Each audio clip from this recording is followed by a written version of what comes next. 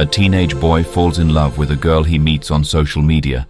They grow close and he begins to trust her deeply. One day, the girl suggests an intimate video chat. During the chat, she secretly records him and later uses the video to blackmail him for money. The boy, desperate and scared, transfers money to her. However, she continues to demand more, pushing him into a state of despair. Overwhelmed by guilt and fear, the boy decides to end his life. As he stands on the roof ready to jump, he receives a message from his best friend Rohan asking him to reach out. The message gives him the strength to step back. He confides in Rohan, who encourages him to speak to his parents. With their support, he goes to the police. The police investigate and arrest the scammer, ensuring the video has not been shared. The boy begins the process of healing with the help of his family and a support group.